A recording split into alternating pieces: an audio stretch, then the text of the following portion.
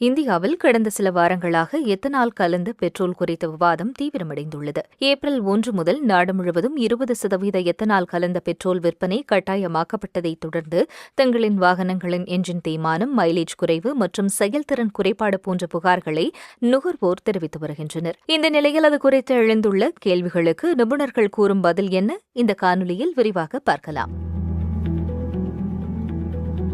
E20 என்பது கரும்பு, மக்காச்சோளம் உள்ளிட்ட பயிர்களில் இருந்து தயாரிக்கப்படும் எத்தனாலை பெட்ரோலுடன் 20% கலந்த எரிபொருளாகும். 2023 ஆண்டு அமல்படுத்தப்பட்ட BS-VI விதிமுறைகளின்படி புதிய வாகனங்கள் E20 எரிபொருளுக்கு ஏற்ற வகையில் தயாரிக்கப்படுகின்றன.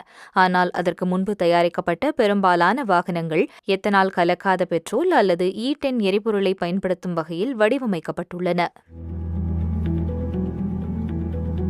எத்தனால் கலந்த E20 பெட்ரோலின் நீண்ட கால தாக்கம் குறித்து விவாதம் நீடிக்கிறது. இருசக்கர வாகனங்கள் மற்றும் பழைய 4 சக்கர வாகனங்களில்தான் இதன் தாக்கம் அதிகம் என பெட்ரோலியத்துறை நிபுணர் நரேந்திர தனீஜா மற்றும் வாகனத்துறை நிபுணர் அமித் கரே கூறுகின்றனர். எத்தனாலின் ஆற்றல் அடர்த்தி பெட்ரோலை விட குறைவாக இருப்பதால் மைலேஜும் குறைவதாக கூறும் அமித் கரே, இருசக்கர வாகனங்களில் மைலேஜ் 10 முதல் 12%, 1500 cc-க்கும் குறைவான கார் என்ஜின்களில் 8 முதல் 10% குறைவதாக புகார்கள் வருவதாக கூறுகிறார். இதற்கிடையில் மைலேஜ் பாதிப்பு 3 முதல் 5% மட்டுமே என அரசாங்கம் தெரிவித்துள்ளது. இந்த வேறுபாடு குறித்து அரசாங்கமும் சமூக ஊடக பதிவுகளும் தங்களது தரப்பை ஓரளவு மிகைப்படுத்தி கூறியிருக்கலாம் என அமித் கரே குறிப்பிடுகிறார். மைலேஜ் விவகாரத்தில் கார் நிறுவனங்கள் எச்சரிக்கையுடன் செயல்படுவதாகவும், E20 பெட்ரோல் குறித்த புகார்கள் அதிகரித்தால் தாங்களும் பொறுப்பேற்க வேண்டிய நிலை ஏற்படலாம் என்ற அச்சத்தில் அரசாங்கத்தின் அடுத்த கட்ட நடவடிக்கையை எதிர்பார்த்து வருவதாகவும் அவர் தெரிவிக்கிறார்.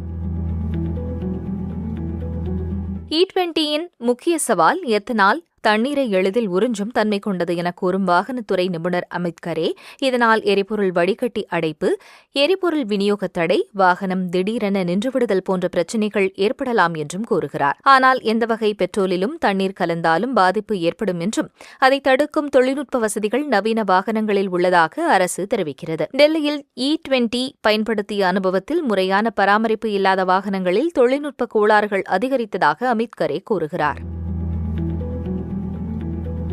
E20 எரிபொருள் பயன்படுத்தும் பழைய வாகனங்களில் மைலேஜ் குறையவும் பராமரிப்பு செலவு அதிகரிக்கவும் வாய்ப்புள்ளதாக வாகனத்துறை நிபுணர் அமித் கரே கூறுகிறார். டெல்லி உள்ளிட்ட பகுதிகளில் கடந்த 18 மாதங்களாக E20 பயன்படுத்தப்பட்டதால் அதன் தாக்கம் தற்போது தெரியத் தொடங்கியுள்ளதாக அவர் தெரிவிக்கிறார். வாகனம் ஓட்டும்போது லேசான அதிர்வு அல்லது தடுமாற்றம் ஏற்பட்டால் அது எரிபொருள் விநியோக கோளாறின் அறிகுறியாக இருக்கலாம். ஆனால் இதை பலரும் கவனிக்காததால் வாகனம் நின்ற பிறகே பிரச்சினை வெளிப்படுகிறது என அமித் கரே கூறுகிறார்.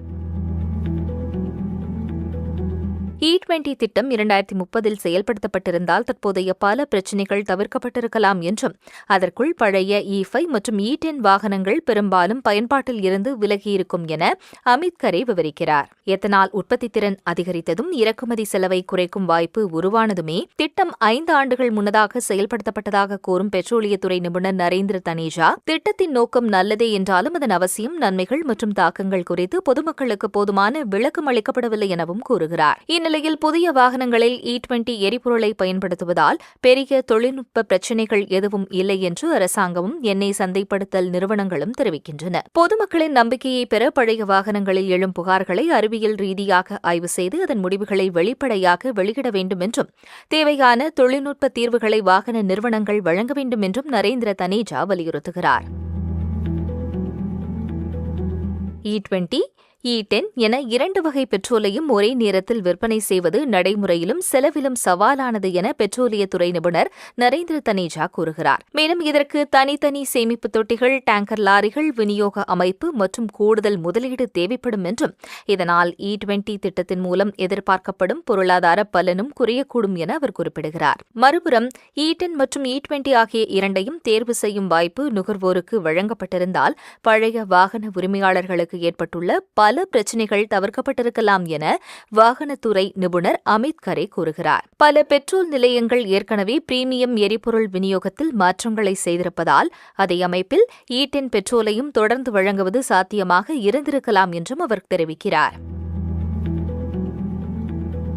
E20 திட்டத்தின் நோக்கம் கச்சா எண்ணெய் இறக்குமதியை குறைப்பதுடன் கார்பன் உமிழ்வையும் குறைப்பதுதான் என பெட்ரோலியத்துறை நிபுணர் நரேந்திர தனேஜா கூறுகிறார். ஆனால் எத்தனால் உற்பத்திக்கு அதிக அளவில் தண்ணீர் தேவைப்படுவது சுற்றுச்சூழல் கவலையை எழுப்புவதாகவும் அவர் சுட்டிக்காட்டுகிறார். மறுபுறம் எத்தனால் கலப்பு ஒரு தற்காலிக தீர்வு மட்டுமே என கூறும் ஆற்றல் துறை நிபுணர் சுவாதி சேஷாத்ரி, பெட்ரோல் மீதான சார்பை முழுமையாக இது குறைக்காது என்றும் எத்தனால் உற்பத்தியிலும் பசுமையில்ல வாயுக்கள் வெளியேறுவதாகவும் அவர் கூறுகிறார். மேலும் எத்தனால் தயாரிக்க நிலம், நீர், ஆற்றல் மற்றும் உரங்கள் அதிகளவில் பயன்படுத்தப்படுவதாக கூறும் சுவாதி சேஷாத்ரி, எதிர்காலத்தில் எத்தனாலின் தேவை அதிகரித்தால் உணவுப் பயிர்களுக்கான நிலப்பரப்பு குறையக்கூடும் என்ற கவலையையும் முன்வைக்கிறார். போக்குவரத்து துறையில் மாற்று எரிபொருளை மட்டும் நம்பாமல் பொது போக்குவரத்தை மேம்படுத்துவது முக்கியம் என சுவாதி சேஷாத்ரி கூறுகிறார்.